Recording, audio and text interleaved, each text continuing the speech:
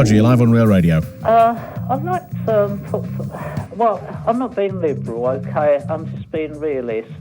And it's about ageing, and I think sort of what you got in the police force is kind of an ageist system, but in reverse, where sort of the young copper that wants to get on with the job, wants to do everything sort of, straight away, doesn't take notice of the more experienced one. And there's no respect for it, and that's how it gets a bad reputation.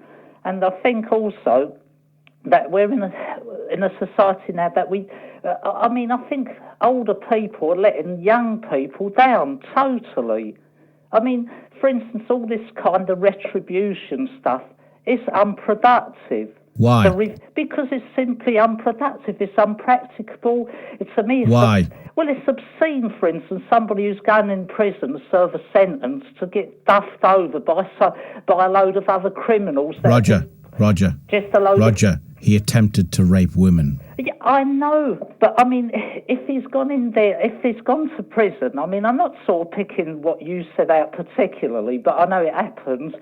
But if he's gone to pay for his crime, supposedly, you don't need a load of other criminals that are just as bad in their own way. No, he didn't go to jail for any of the rapes or the sexual assaults. He was in jail for burglary, I think. Yeah, but then he doesn't deserve a duffing over from a load of other criminals that are probably in there. So what did the women that he attempted to rape deserve, Roger? Well, I think a lot of the teenagers, a lot of what we call the uncontrollables, and there's all this older. That's where I said older people are just letting down the young people, because you get this kind of rhetoric. Young people are letting themselves down. No, Roger. What you got is a load of fearful old people. Go and stick them in the army, punish them, do this, do that.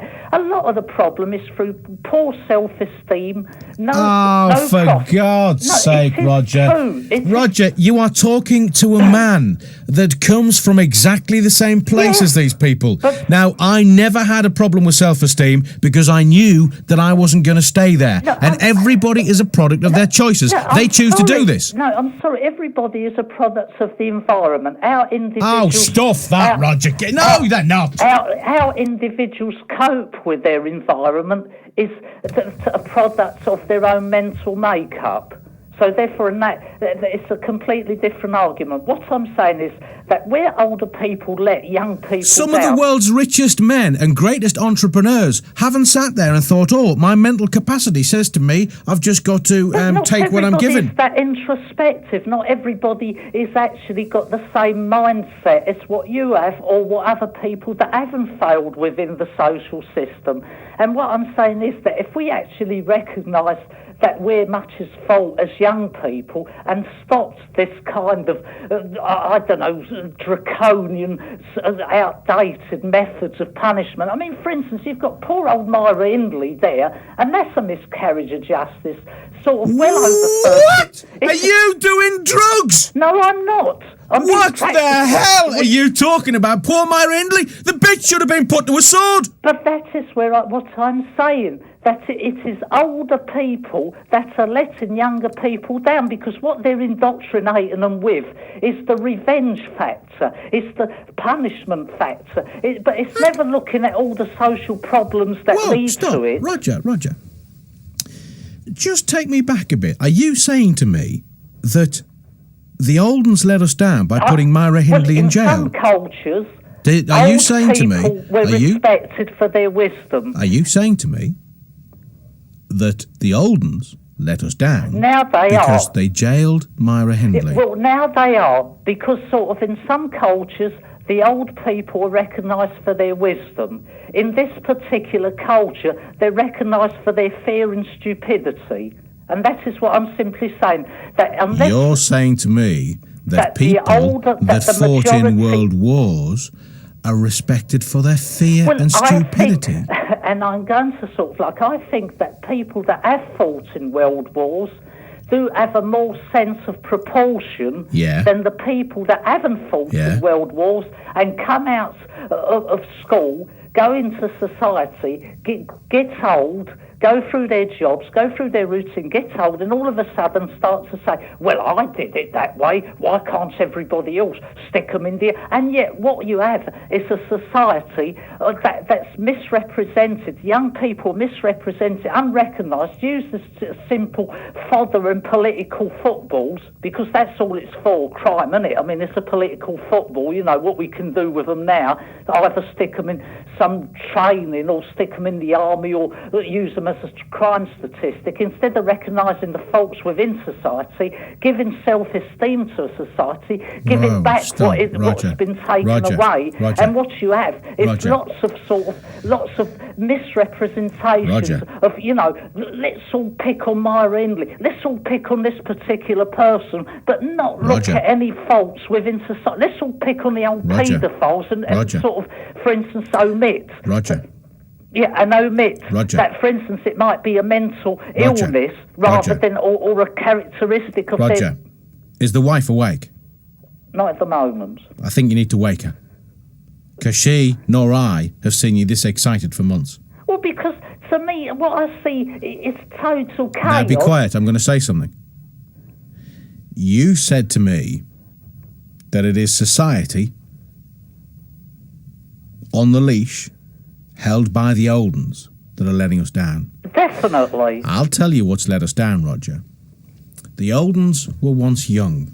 The old uns... Yes, and they've stopped recognising that. Roger, the old uns were once young, and they were the namby-pamby pinko liberals of the 60s. No, they wasn't. They are now, yes, they were. No, they wasn't. They are the tree-hugging, cannabis-smoking prats who have ruined society. No, They're the ones wearing the short skirts and popping the pill thinking, I can bang anything, me. That's just a smoke screen. That is not a smoke screen. Society changed from the 50s onwards. It started with the revolution in the 60s, continued through the 70s, and then the greedy prats thought, I'll make some money in the 80s. I agree with the greedy part, but what I agree is that the big smoke screen is blaming it on the 60s, because the majority of people were not liberals. We're not. They was very sort of hard-working, working class, and had very sort of, I suppose you could... I ain't talking about the working class, Roger. I'm talking about the namby-pamby pingo liberals, the people that sat in the positions of power and the seats of power saying, we need to change society. There was nothing wrong with society. We didn't need to change it. We've gone 30 years down the line. Society changed itself. It moved because, on. Roger, the people... Shut up! The people in positions of power... I need to take a breath. Stop! I need to take a breath. Listen, you, I am sick and tired of people going, but it's not us. What it is... Shut up! In the 60s, people decided that it was cool to do drugs, it was cool to do blow, it was cool to do any amount of sex, it was cool to do everything, and the genie was out of the bottle. And then because they'd had their youth and got into the 70s and started to get responsibility in the 20s and 30s, they decided it was fine, but the people coming behind them still wanted to do what everybody else did in the 60s. Shut up! And then what they did was they perpetuated the myth that it was fine to have loads of sex, it was fine to be adulterous, it was fine to do drugs, but so long as you weren't hurting anybody else. And then what happens? You screw society up by being too damn greedy. You then say in the 80s, give me council house, I can make a profit, I'll sell my job down to Swaddy, I'll be a scab, doesn't worry, I'll take the overtime, I'll shaft the miners, I'll do industry, I'll do the whole of bloody society. And what happens? We end up with namby-pamby pingo liberals who talk out of their damn jack teeth.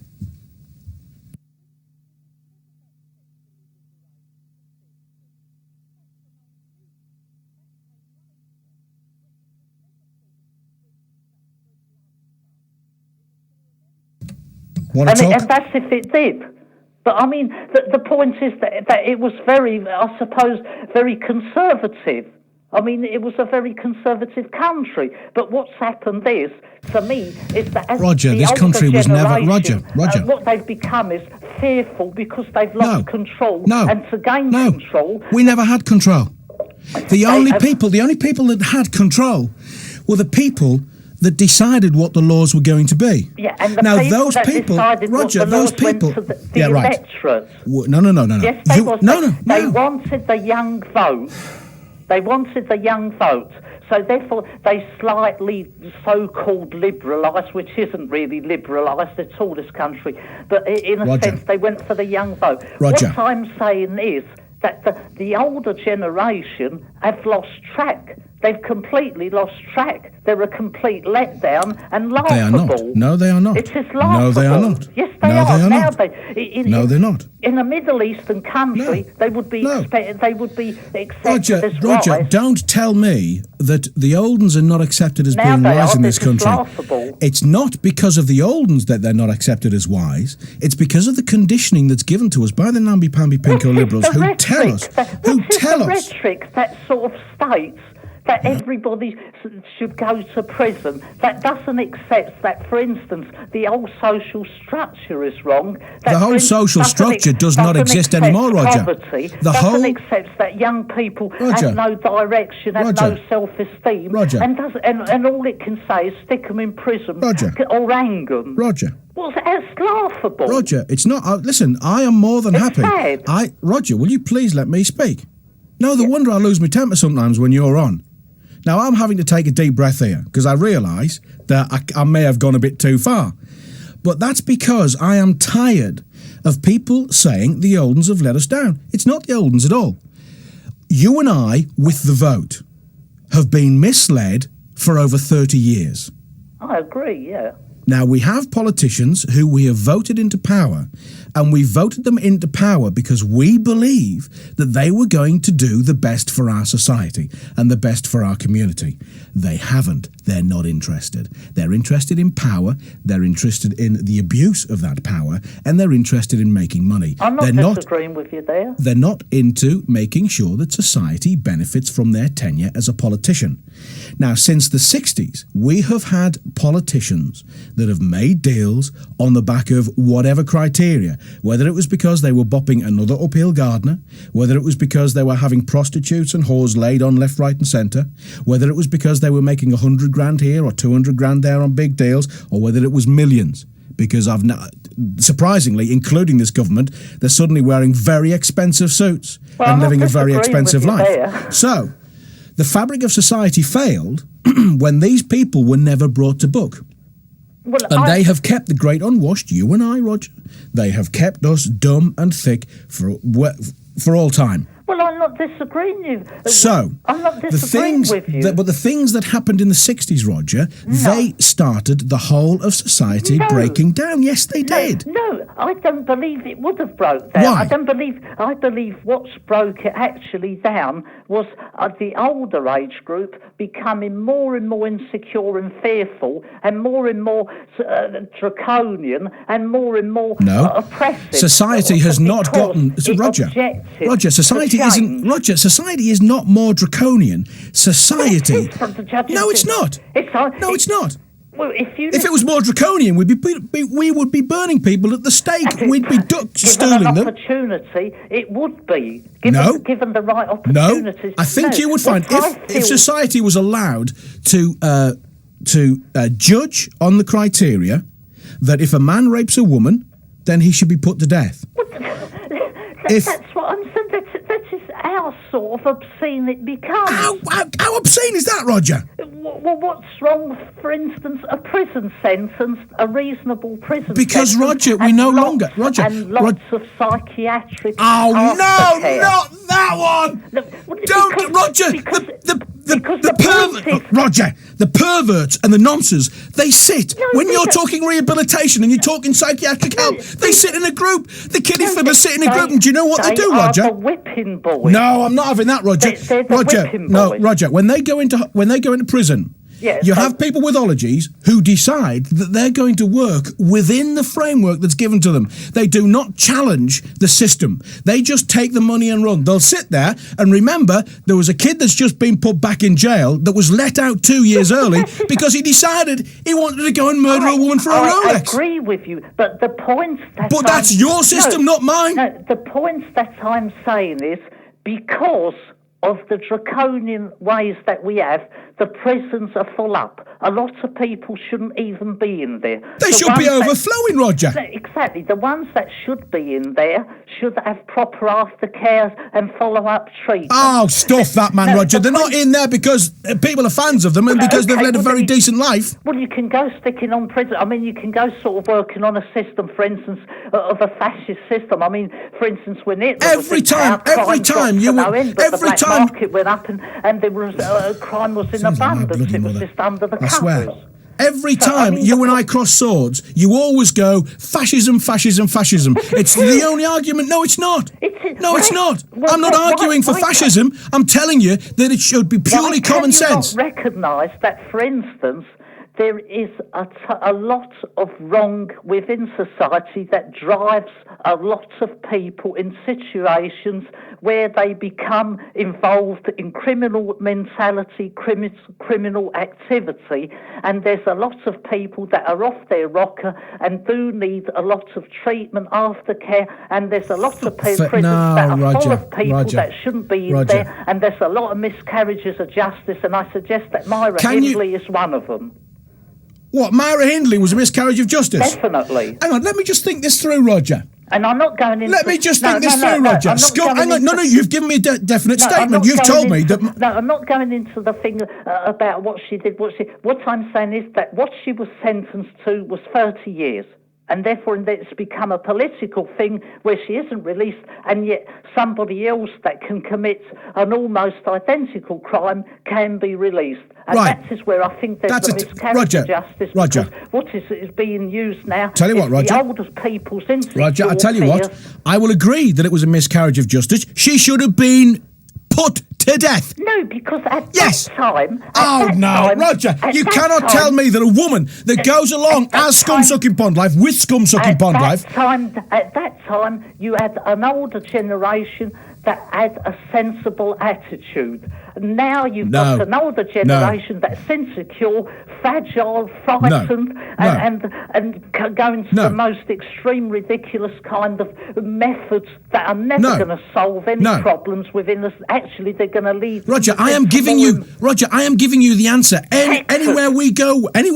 Texas has the same views that you're putting forward. Oh, don't be stupid. Of course they don't. I'm not bloody American. They have an execution every week. Yeah? And what would a weak president do? What would a weak president do? Stick his head up his jacksie like you? I've told you, I'm giving you the answer. Every which way you go, I'm giving you the answer. And the only thing that you give back to me is it's fascism. I am doing it. Then go like, you know, we could have a Saddam Hussein kind of society. Here we go. That's going to work. You'll be telling me next that that's what Hitler did before World War II. That's the usual argument from a namby-pamby pinko liberal, isn't it, Roger? Isn't it, Roger? Into power. You see, I knew you were going to say that. I knew at some point you were going to bring it up. I've told you before, you're talking out your backside, man. No, I'm not. Yes, you are. No, I'm not. Yes, you are. I'm not. It's like a bloody panto. Yes, you are. Well, I don't think I am. I've told you this before. If we start putting the Scum-Sucking Pond Life to death, society will be a much better place. No, what you'll get is...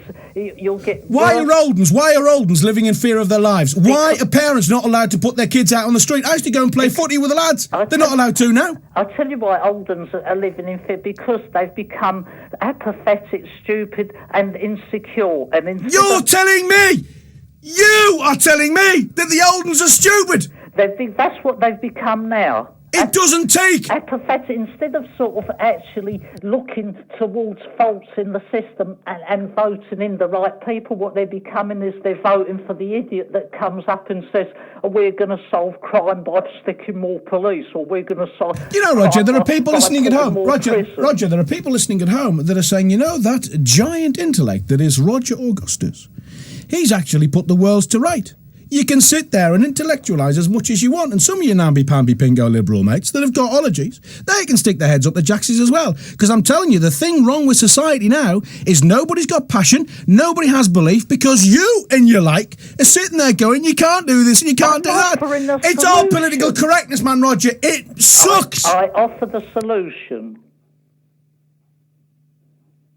What solution is that? I just said a solution to restructure the old Oh, system. Roger, if we were going to restructure society, you would not be the person I'd be putting the phone call into. Well, I think I may be sound unacceptable for that, but at the same time, I think my system would work better than the system that we've had so far. No, my system would work better than yours because we'd eradicate people that turn round and say it's fine for Mariah Hindley to be walking the bloody streets, you prat. We've seen all the countries that have tried that, and we've seen all the results from South American countries. I'm not. No, Roger.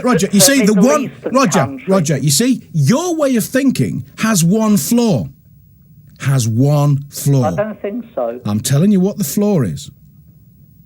You're reacting to all of the stimuli and all of the things that have gone on during your life. And to use your argument, you are a product of your environment. Well, Shut up. What I am telling you is this. I am a product of my environment, and my environment is this. I am loved. Yeah, but you I am cared. Shut up. From that political view, from that kind of doctrine, you love Roger. for the wrong reasons. Roger. Because you're appeasing the very Roger. fears and insecurities of the older age group. Roger, I do not appease anybody's fears. I see wrong, and I care to change it. Well, change it in the nicest way, not in the worst. Why in the nicest way, you idiot? Why can't we put the buggers to the sword? Because they've done is they felt that they can go and rape, they felt they can go and murder for Rolexes, and you've got scum-sucking pond life in jail that think it's fine to go and mutilate and murder and rape kids and get away with it. The one defining thing is that we're human beings and we have a conscience and we have... Don't give me that. Because that's bunkum. No, it's not. Yes, it is. No, it's not. That's what defines us. I'll tell you what the flaw is, Roger. It's our humanity. I'll tell you what the flaw is.